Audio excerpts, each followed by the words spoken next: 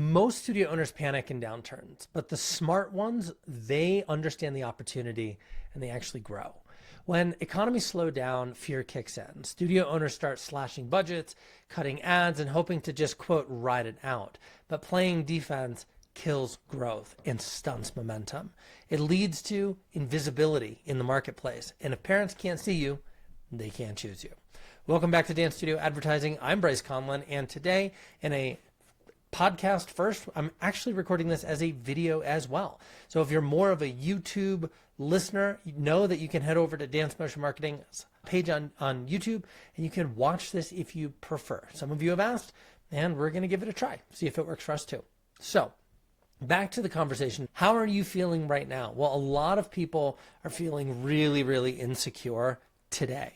40 plus million Americans have suddenly are experiencing food insecurity. 5.9 million Americans have lost access to heat subsidies to heat their homes. And as winter is rolling in, that's not great. We're looking at a tariff war with China, and there's a lot of just insecurity and fear all over North America. And I want to talk about how you can be successful even in these downturns. Then let's start with this first principle, is that you can't cut your way to success. You're not going to save your way to success. In tough markets, the bold move isn't retreat. It's actually visibility. And the studios who stay in the market win in the market. So let's talk about fear as a reflex and why cutting feels safe, but why it really actually isn't. So for studio owners, many of them are pulling back on ad spend right now. They're canceling ad services if they're working with a marketing agency, and they are just retreating. I'm going to save my pennies. I'm going to pinch my pennies. And how this happens makes all the sense in the world. You're there on a Monday night, and a family that loves the studio comes to you and they say, listen, we love the service. Our kids are so happy. We just don't know if we can afford it right now. We're going to have to cancel. And you put the smile on your face as best you can, but that knot shows up in your stomach because it's the third time this week and it's only a Monday or a Tuesday. We're all experiencing this right now. And so the natural reflex is to understand that insecurity, that uncertainty, that rising cancellations, slower enrollments are all underpinning this fear that you are feeling. It's that knot in your stomach. And I get that, like, empathetically. I'm a small business owner too. Candidly, we're feeling some of that ourselves. But there is an amazing opportunity for you if you can frame your perspective properly to take advantage of it. And that is that when everybody cuts back on their ad spend, when they cut their marketing, when they fire their digital marketing agency, their visibility plummets. And that means that the marketplace gets quieter, which for you, if you stay in the game, is an opportunity. Now, let me underscore all of this with a story, a real story with real clients that we actually had. So have still. So we've talked about them before. We've actually had them as guests on this podcast. Ricky and Lisa are studio owners out in California. And let's be real, like over the last few years, really the last like 5-6 years, it has been really shaky. This is not the first like economic crisis or slowdown that we've experienced in the last half decade. Like, we have been through a lot collectively. And Ricky and Lisa, we were set to have a call with them. We had been working with them already, and we started to see the leads cool off. We started to see the cost per lead increase with advertising. And we jumped on a call with them and said, hey, what do you want to do? We know things are cooling off. We know things are slowing down. How do you want to handle this?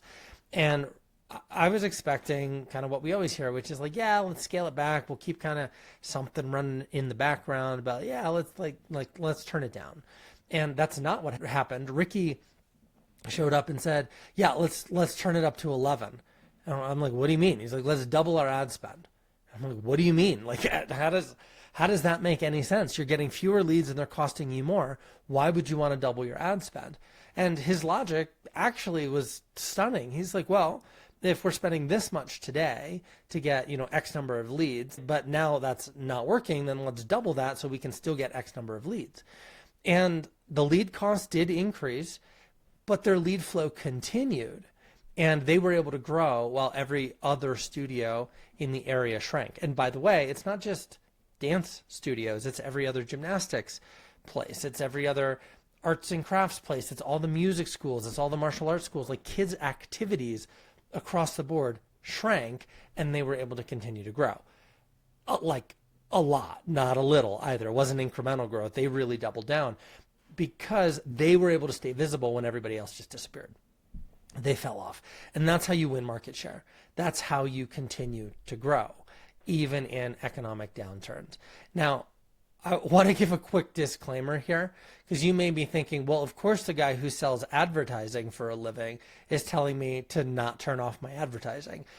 And that's true. I'm not going to pretend like it isn't. We have a vested interest in the number of dance studios that are advertising and how well they do. We do benefit as a company, but that's not where this suggestion is coming from. It's coming from real data that we've seen in stories like Ricky and Lisa.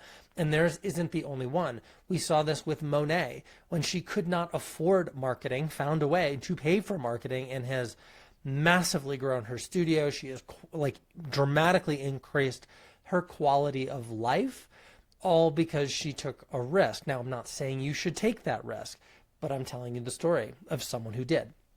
Or Carissa, when we met her, she had 69 dancers. She's in a tiny little corner of Connecticut. She had some stuff going on in her personal life that was affecting the business as well. And we were coming out of a pandemic, so everybody was hurting. She said yes. She turned it on when nobody else was. When everyone else was still playing it safe, she took the big move, and she went from 69 dancers a couple of years ago to last year she closed out with, I think, 450 some odd dancers in her program. So again, I'm giving you this advice because we've seen it in the data, but I also want to share one other thing with you. We are small business owners. I am a small business owner. I feel all the same fear that you do right now as I'm looking at the economy, as I'm talking to clients who are saying, this has been amazing working with you guys. I just don't know if I can afford it. And it breaks my heart because I know that you can't save your way to growth. You can't cut your way to a profitable business. You have to grow your way to a profitable business. And so I'm feeling this squeeze too. And the advice that I'm giving and the mindsets that I'm going to present on this episode, this is what we're doing in our business at Dance Motion Marketing. These are the changes that we're making for ourselves as well. And so I just want you to know that this isn't high-minded advice. This is our playbook. And I'm giving it to you because I genuinely and authentically believe that this is what's going to separate the winners from the losers over the next 12 to 24 months, genuinely. So let's talk about the three mindsets. I shared a story about Ricky, about Monet, about Carissa, told you that we're doing this too. What are the mindsets that are going to allow you to really step into this and embrace this well? So number one, for us and for, again, Ricky, Monet, Carissa, growth was still the mission. Right? And I've said it a few times on this episode already. You can't save your way to success. You're not going to pinch your pennies and be successful. There's something in business called opportunity cost. And it means, what does it cost you in opportunity to make a decision? So for example, it may cost you dollars today out of your pocket to stay in the marketing game, to keep your visibility on. But it's going to cost you dollars tomorrow if all those kids end up at the other studio in town that does keep their visibility on, that keeps their ads running when everyone else goes dark. I mean, literally the picture is, imagine that you are keeping the marquee, your signage on, while everybody else in town is literally turning the lights off and going home. If you want to grow, if growth is still the mission, you cannot penny pinch your way to that success. You have to actually grow to grow. Number two, visibility is survival. We talk about this a lot on this podcast. If people cannot see you, if they cannot find you because you are turning off your ads, because you are going dark, then people cannot say yes to you. They cannot say yes to businesses that are closed, that they do not know about, that are hidden. They can say yes to businesses that stand out. And when everybody else, I mean, picture you've got 10 studios in your town and 9 of them say, oh, we're gonna, pull our ads. We're not going to advertise anymore. We're going to go quiet. And you leave yours on. Well, what's that do? as far as the curious parent knows, you are the only dance studio in town, even if you've got actually 9 competitors. What's that mean? Well, you get to attract when everybody else is not. And that is a major, major positional advantage. And number 3, I want you to make this mindset shift as well. Start thinking in terms of revenue. Now, if every dancer that you have in your program only takes 1 class and you can convince 50% of them to take 2, you've just increased your revenue by 50%. These are people who already know you and like you and trust you, and they're far more willing to say yes to a 2nd class or a 3rd class than a stranger off the street would be about showing up in the first place. And so look at internal sales to be driving revenue during this time, not just headcount. Now, if you really want to accelerate it, you do both. This is where you start focusing on that first visit, your conversion rates, so that you know how you're doing in the business, so that every new person who comes in has a higher probability of converting and saying yes, and also offering 2nd and 3rd classes to kids who are already dancing. That is a way to dramatically increase your revenue, even if the cost of leads goes up, even if advertising cools off a little bit. So the best way to think about what marketing looks like in an economic downturn is you want to keep the engine running. And what's that look like in real life? Well, number 1, you've got to know your numbers in order to know if it makes sense to keep the engine running. So you've got to start looking at your ad performance. You have to know what your conversion rates are. How much are you spending? How many leads are you getting? What percentage of leads are turning into customers from that initial pool? We've got to understand what our retention rates look like. If we sign somebody up from the internet, from a free trial, how long do they stay? Are they sticking around a month, or are they sticking around for the end of the year? If you know these numbers, then you can confidently make good decisions about whether or not to keep advertising, and if yes, then how much. If you do not know these numbers, you are blindfolded throwing a dart in the dark. Doesn't help. So you want to know your numbers so you can make the right decisions for you.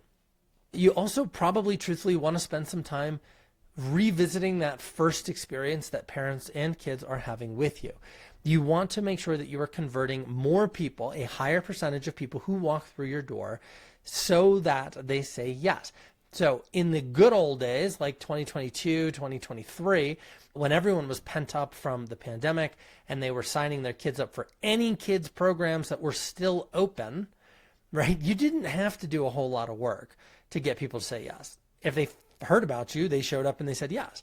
Now we have to work on that. We have to work on our conversion metrics and convert harder, better. We want to follow up faster. We want to get better at these things so that parents are more likely to say yes, because they are now inclined to say no because of external factors, insecurities, etc. Okay, last thing is you really want to be doubling down on what's working. Do not guess. This is not the time for reinvention. This is the time to let data guide your strategy. Now, one of the benefits of working with an agency like Dance Motion Marketing is you actually get the benefit of not just your data, but everyone's data. We collect data on every single studio we work with. We're able to test through ideas and offers really quickly. That data turns into insights. The insights turn into strategy, and we're able to guide you towards something that will most likely work for you because it's working for other studios in your region or in your area. You don't want to be getting super creative and reinventing right now. You just want to follow success. What has worked for you in the past, and then how do we just honestly do more of it? That's it. That's the game. All right. So you may be sitting here wondering, like, okay, I get it. I get there's an opportunity here. I get that people are going to turn things off. My competitors are going to turn things off. There's an opportunity for me to really thrive and accelerate my growth when everyone else is going dark. But I still feel sort of funny about it. So how do you know if you're positioned well or if you're not? So if you're hearing this today and you can get your head around this perspective, because this is going to be a mind screw for a lot of people who hear this. If you are looking at an economic downturn like an opportunity, probably an indication that you're already pretty solid. It's probably an indication that you get what's coming, how to position yourself well, and you're probably in a pretty good spot. If every cancellation guts you and it's just devastating and you're taking that on personally, then you may not be positioned quite as strongly as you want. It's time to start looking at your foundation, start looking at your numbers, start looking at where people are coming from. Where are these leads coming from? What percentage are signing up? How long are they staying? Are they buying 1 class, 2 classes, or 3 classes, right? It's time to work on your own salesmanship, saleswomanship, right? It's time to get better at getting people to say yes. Foundations, we got to get better at those things. And number 3, if you have a sense just internally, like you're going to know especially after listening to this, you're going to either have a sense of, you're like, okay, I'm ready to embrace this. I know it's going to require some creative thinking. I know it's going to at times make me uncomfortable, but I'm ready to embrace this. If you feel that, you're probably okay. You're probably going to be just fine. If you feel yourself shrinking back and just the idea of another cancellation puts that knot in your stomach, then you're going to need to adjust if you want to survive. And I know, just anecdotally and on a personal note, I talk to so many of you that are still trying to recover from the pandemic. If things continue the way that they are, that it looks like they're going in this country, buckle up. We might be in for another really rough go. Now, it's well studied and well known that there were more millionaires created during the Great Depression than at any other point in American economic history. And again, a millionaire back then would be like a multimillionaire or more today. And so how does that happen? Well, it goes back to an old Warren Buffett quote that I heard, and he may be quoting someone else. And he says, when everybody else gets greedy, get scared. When they're all buying stocks, it's time to pull back because something's not going right. But when they all get scared, get greedy. This idea is an extension of that. As the marketplace pulls back and responds to cancellations, responds to people panicking, there is an opportunity to be had if you position yourself well and you can see it for what it really, really is. So if you're sitting here today and you're feeling confident and strong and you see this for what it is, 2 thumbs up, go get them. If, on the other hand, you're sitting here and you're thinking, I feel really insecure about this, I understand what he's saying, but I don't really know how to do it for myself, or I'm afraid to take that next step, feel free to reach out to our team, as always, at Dance Motion Marketing. You can book a free studio growth strategy call, and we'll help you to find the blind spots and the cracks in your own foundation so that you can be well positioned for the coming days. There's no hype, no panic, just giving you a solid plan to help you build and keep momentum. That's it for this episode. See you same time, same place next week.